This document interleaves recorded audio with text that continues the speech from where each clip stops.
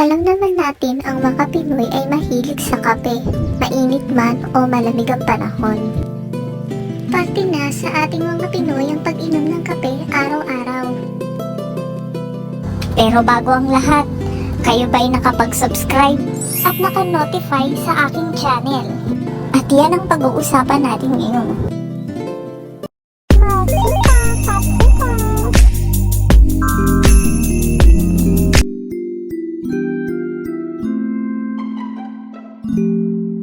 Siya si Howard Schultz, ang kasalukuyang chairman ng Emeritus. Siya din ang tao sa likod ng tagumpay ng kumpanya.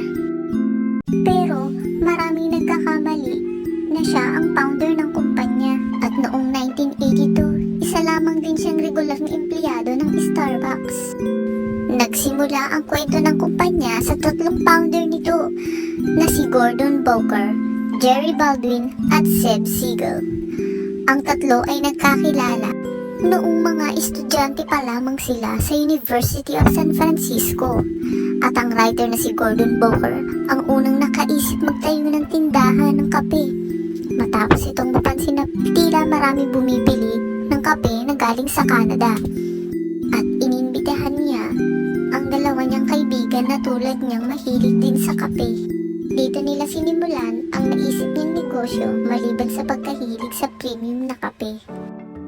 At naging inspirasyon din ng tatlo si Alfred Pitt, ang founder ng Pitt's Coffee, at itinuturing ng Coffee Revolution sa Amerika. At itinuro rin sa kanila ang sekreto kung paano magluto ng coffee bean.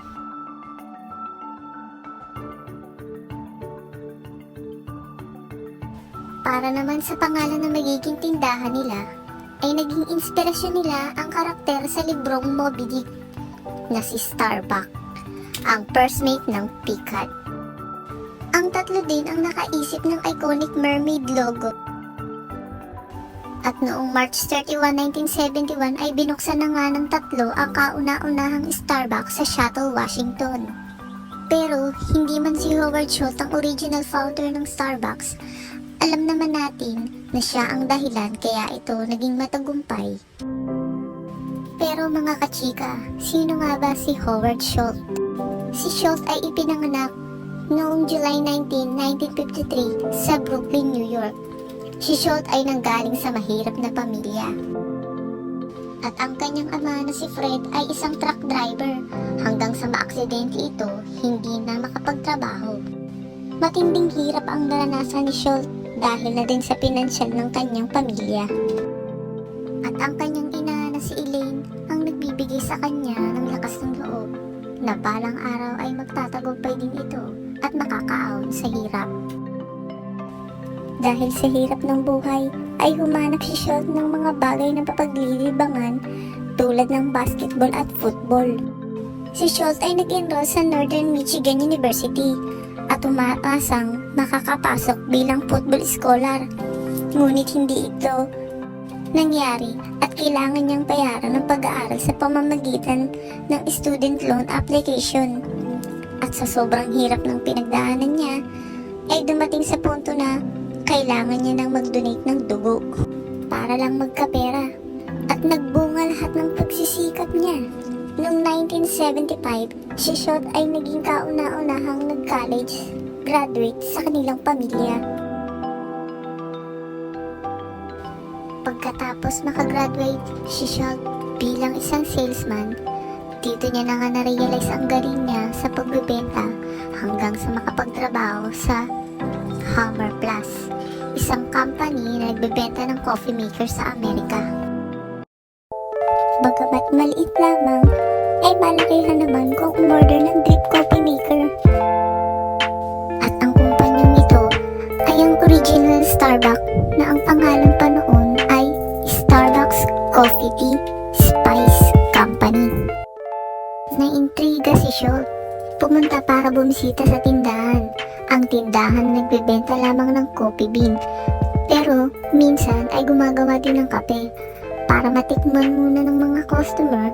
At ang natikman nga ni Schultz, ang kape ng Starbucks ay masasabing napakasarap nito. At nainlove agad si Schultz, hindi man lang sa kape,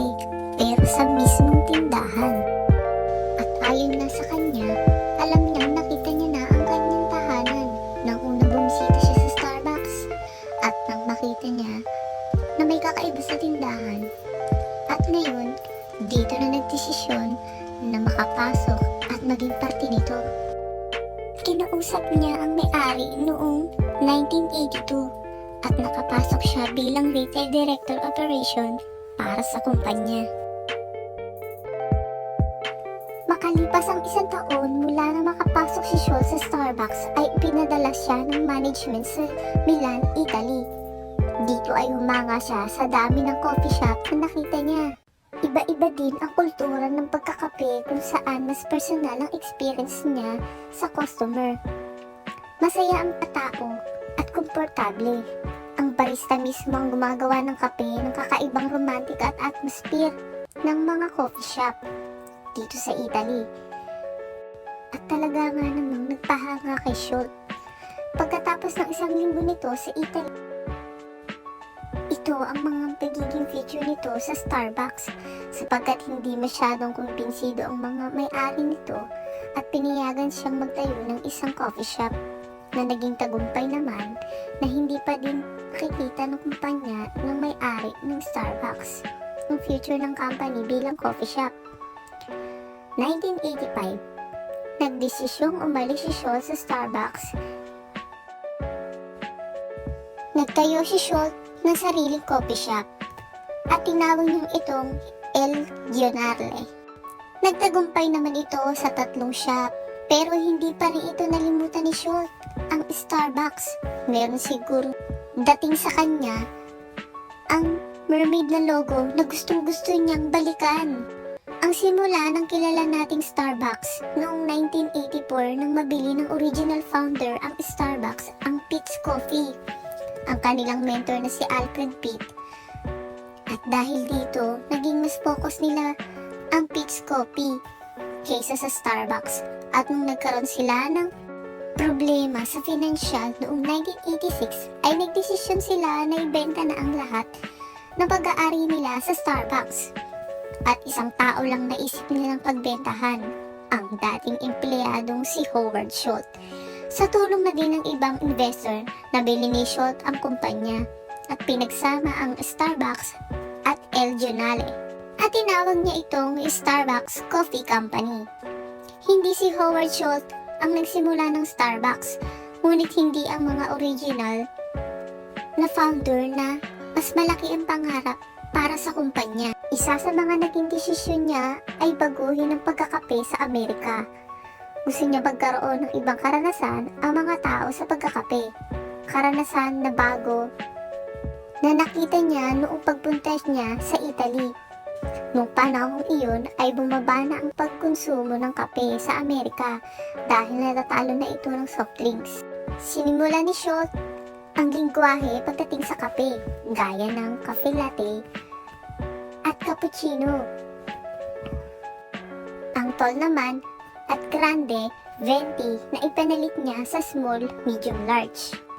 Bakit nga ba mahal sa Starbucks? Isa sa mga naging sugal kay Schultz ang pagtaas ng presyo ng kape ng Starbucks. Alam naman natin na may kamahalan talaga ang kape sa Starbucks, pero hindi naging hadlang ang pagtaas ng presyo sa tagumpay ng Starbucks. At dahil dito, ay nakatulong pa sa pagtaas ng kanyang kumpanya. Pero bakit nga ba mahal sa Starbucks? Dahil dito, unang-una, kalidad ng Starbucks. Kahit saang Starbucks ka magpunta, ay natitikman mo ang kalidad ng kape ng Starbucks. Mataas din ang serbisyo ng Starbucks at matinding training din ang binibigay sa kanila ng barista. Sinisiguro din ng kumpanya ng ibang experience din ang makukuha ng mga customer nila kung saan makakapag-relax, makakapagtrabaho, at makakapag-socialize sa mga tao. Pangalawa, andito na rin ang reputasyon ng kumpanya. Pag sinabing Starbucks, sasabihin natin sosyal, mahal, at maginhawa ang ambience dito. Pangatlo, ang masyadong sikat na planner na kinababaliwan ng mga Pinoy at nag-iipon pa ng planner at pinipilahan. At ang iba naman ay gumagawa pa ng unboxing video na ina-upload sa YouTube. Patuloy na paglaki ng Starbucks. Mula sa maliit na tindahan hanggang sa paglawak nito sa buong mundo. Isa sa mga naging focus ni Schultz ay ang pag-expand ng Starbucks. Mula sa maliit na tindahan, ay napalaki niya ang store ng 140. Noong 1992, ang kauna-unahang Starbucks sa labas ng North America ay binuksan noong 1996 sa Tokyo, Japan. Nakalipas ang isang taon at sa Pilipinas naman nagbukas ang Starbucks. At alam niyo ba na pangatlo tayo sa bansa na nagkaroon ng Starbucks sa labas ng Amerika? Nauna lang sa atin ang Japan at Singapore.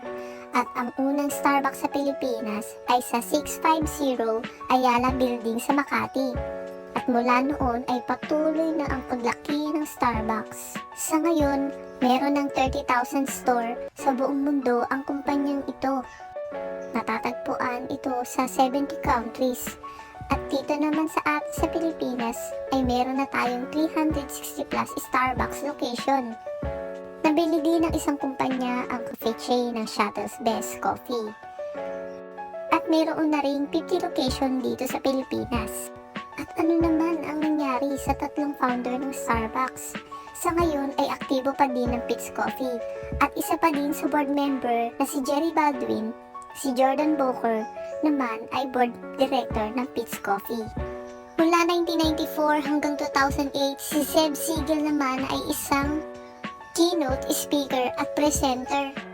Madami na ding nangyari kay Howard Schultz at nag-resign siya bilang CEO ng Starbucks.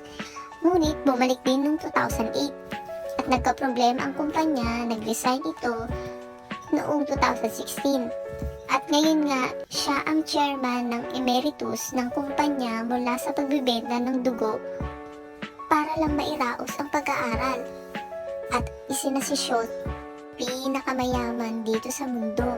Sa edad na 67, si Howard Schultz ay mayroon ng net worth $3.8 billion o 186.4 billion pesos. Ang kwento ng tagumpay ng Starbucks ay nagpapatunay lang na kung may naiisip kang idea ay huwag mong bibitawan upang matupad mo ito. Gaya na lang ng pananaw ni Schultz na kaya niyang baguhin ang coffee culture dito sa Amerika. At ngayon ay kilala na ang Starbucks sa pagbabago ng coffee culture, hindi lamang sa Amerika at sa buong mundo.